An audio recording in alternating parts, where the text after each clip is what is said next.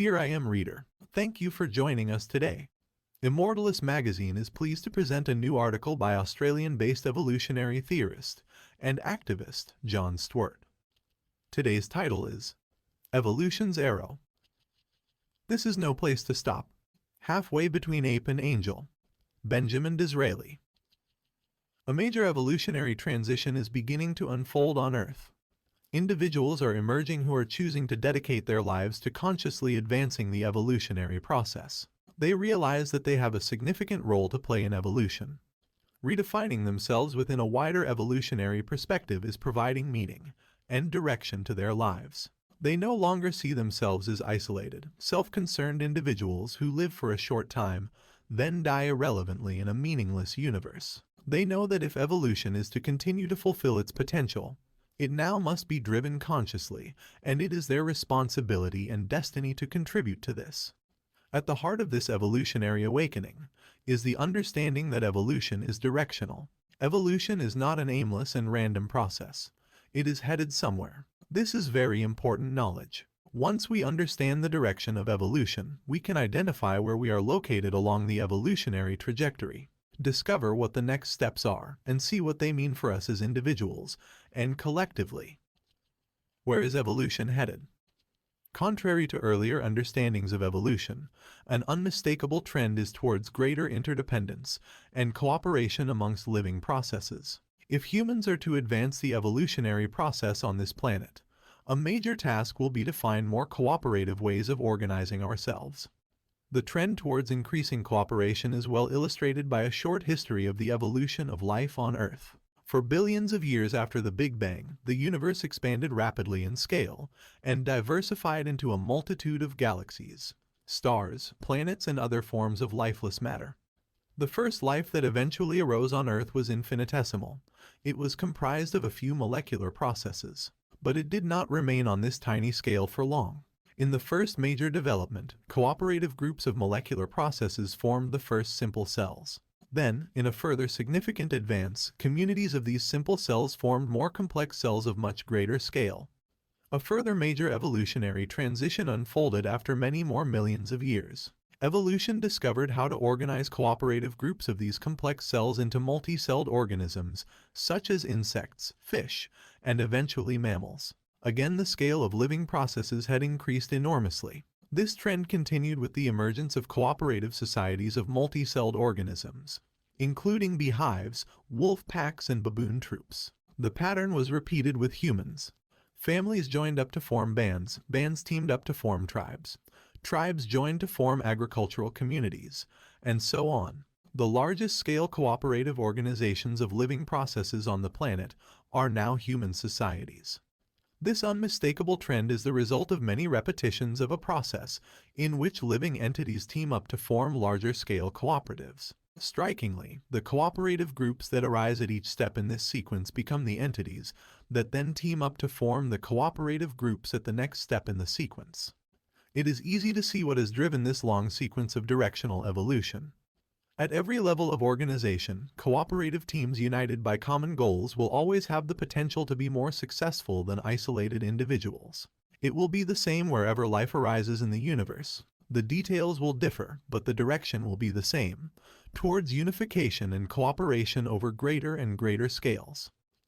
Life has come a long way on this planet. When it began, individual living processes could do little more than influence events at the scale of molecular processes. But as a result of the successive formation of larger and larger cooperatives, coordinated living processes are now managing and controlling events on the scale of continents.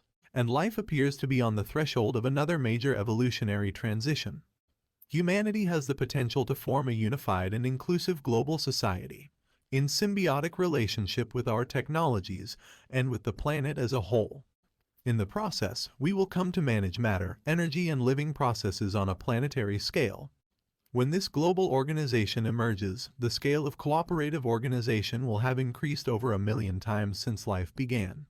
If humanity is to fulfill its potential in the evolution of life in the universe, this expansion of the scale of cooperative organization will continue. The global organization has the potential to expand out into the solar system and beyond. By managing matter, energy, and living processes over larger and larger scales, human organization could eventually achieve the capacity to influence events at the scale of the solar system and galaxy. And the human organization could repeat the great transitions of its evolutionary past by teaming up with any other societies of living processes that it encounters. The great potential of the evolutionary process is to eventually produce a unified cooperative organization of living processes that spans and manages the universe as a whole. The matter of the universe would be infused and organized by life. The universe itself would become a living organism that pursued its own goals and objectives, whatever they might be. In its long climb up from the scale of molecular processes, life will have unified the universe that was blown apart by the Big Bang. As life increases in scale, a second major trend emerges. It gets better at evolving. Organisms that are more evolvable are better at discovering the adaptive behaviors that enable them to succeed in evolution. They are smarter at finding solutions to adaptive challenges and at finding better ways to achieve their goals. Initially, living processes discover better adaptations by trial and error. They find out which behaviors are most effective by trying them out in practice. Initially, this trial and error search occurs across the generations through mutation at the genetic level. An important advance occurs when this gene-based evolution discovers how to produce organisms with the capacity to learn by trial and error during their lives. In a further major transition, organisms evolve the capacity to form mental representations of their environment and of the impact of alternative behaviors. This enables them to foresee how their environment will respond to their actions. Rather than try out alternative behaviors in practice, they can now test them mentally. They begin to understand how their world works and how it can be manipulated consciously to achieve their adaptive goals. Evolvability gets another significant boost when organisms develop the capacity to share the knowledge that they use to build their mental representations. Imitation, language, writing, and printing are important examples of processes that transmit adaptive knowledge. These processes enable the rapid accumulation of knowledge across generations and the building of more complex mental models. Eventually, organisms with these capacities will develop a theory of evolution. They will acquire the knowledge to build mental models of the evolutionary processes that produce the living processes on their planet, including themselves. For the first time, they will have a powerful, science-based story that explains where they have come from and their place in the unfolding of the universe. On any planet where life emerges, the trend to increased evolvability is likely to eventually produce organisms who awaken to their evolutionary history and its future possibilities. They will begin to understand the wider-scale evolutionary processes that have produced them and that will govern the future of life on their planet. The organisms will begin to see themselves as having reached a particular stage in an ongoing and directional evolutionary process. They will know where evolution is headed and what they must do if they are to advance evolution on their planet. On any planet which reaches this stage, some individuals will begin to undergo a critical shift in consciousness. Increasingly, they will cease to experience themselves primarily as isolated and self-concerned individuals. Instead, they will begin to see and experience themselves as participants and actors in the great evolutionary process on their planet. The object of their self-reflection will change. When they think of themselves, they will tend to see themselves as part of the evolutionary process. Their conscious participation in evolution will increasingly become the source of value and meaning in their lives. Key realizations that will contribute to this shift in consciousness are: 1. A life dedicated to the pursuit of narrow desires and pleasures cannot be worthwhile. They will see that their desires are evolution's way of programming them to be adaptive and successful in past environments. In many cases, their desires and pleasures no longer serve evolution's interests. They often produce behavior that is now maladaptive and motivate actions that will undermine rather than advance the evolutionary process. 2. They have the opportunity to be conscious participants in the evolutionary processes that will shape the future of life on their planet. They can play an important role in the actualization of the next great steps in evolution. 3. The successful future evolution of life on their planet depends on their conscious participation. Unlike past great evolutionary transformations, the steps to a unified and sustainable planetary society and beyond are too complex to be discovered by trial and error. They will be achieved only through the conscious efforts of organisms and not otherwise. Conscious organisms will need to envision the planetary society and design strategies to get there. If it is left to chance, it will not happen. In the past, chance took millions of years and many false starts to produce cooperative organizations, such as complex cells. 4. Their actions can have meaning and purpose insofar as they are relevant to the wider evolutionary process. To the extent that their actions can contribute positively to evolution, they are meaningful to a larger process outside themselves that has been unfolding long before they were born, and that will continue long after they die. 5. The evolutionary perspective therefore provides them with an answer to the great existential question that confronts all conscious individuals. What should I do with my life? 6. Their awakening to the evolutionary perspective and the awakening of others like them is itself a critically important evolutionary event on their planet. The emergence of individuals who undergo this shift in consciousness is the evolutionary process on the planet becoming aware of itself. Through these individuals, the evolutionary process develops capacities for self-reflection, self-knowledge, and foresight. It will use these abilities to continually redesign itself to accelerate its own advancement. Individuals that embrace the evolutionary perspective will set out to align their personal goals with evolutionary objectives. They will attempt to free themselves from pre-existing motivations and needs that conflict with evolutionary goals. They know that this will be essential if their species is to continue to contribute to the advancement of the evolutionary process. The organisms that play a significant role in the future evolution of life in the universe will not be those that continue to stay on the planet on which they emerge. Freedom from pre-existing goals will not be achieved easily in the case of motivations and needs that have been deeply entrenched by their biological and cultural past. The individuals will seek techniques and practices and join together in groups that enable them to go beyond these pre-existing goals. From our current human perspective, they will attempt to develop the capacity to transcend their egos, grounding themselves increasingly in the realities and imperatives of evolution. Individuals who succeed in doing so will be able to direct consciousness to wherever it can be most effective in contributing to the advancement of the evolutionary process. The enormous creativity of consciousness will no longer be wasted on the pursuit of self-centered desires and needs established by past evolution. Individuals that develop the psychological capacity to transcend these motivations and needs will actualize a further major transition in evolvability.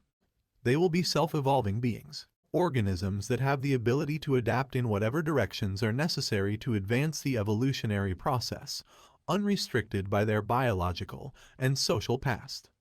Groups, organizations, communities, and societies will undergo similar transformations which enable them to transcend the constraints of their history and culture. Individuals and groups that embrace the evolutionary perspective will also work to encourage all other groups within society to reframe their goals and mission statements to align them with evolutionary objectives.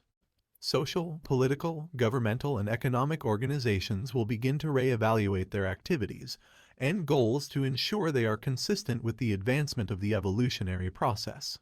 As more and more individuals and groups make this transition to an evolutionary perspective, a wave of evolutionary activism will emerge, directed at the unification of living processes on the planet to form a cooperative planetary society. Humanity has reached this major evolutionary threshold.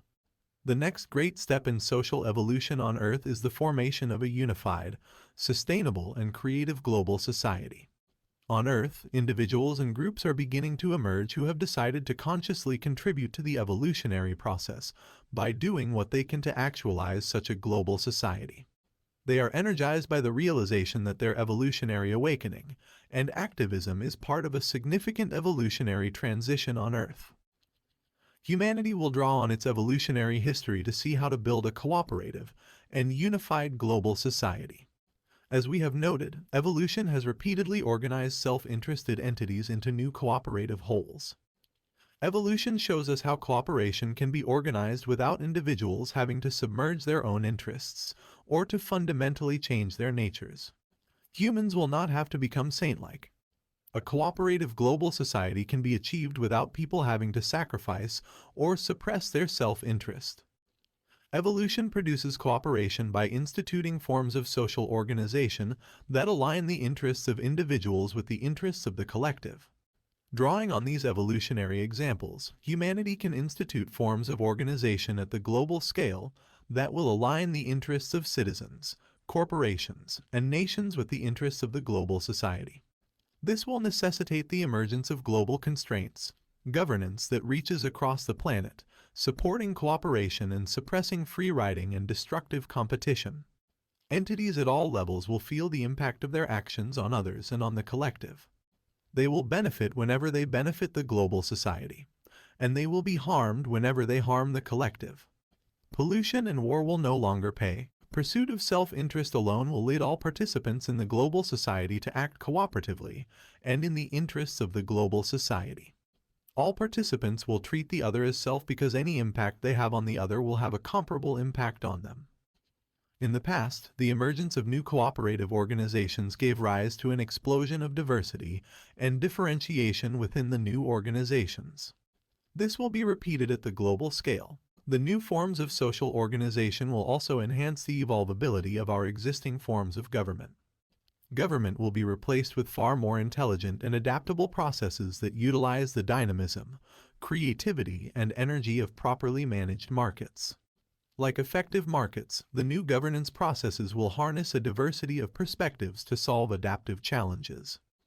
When larger-scale cooperatives of living processes have emerged previously in evolution, they have undergone a process of individuation.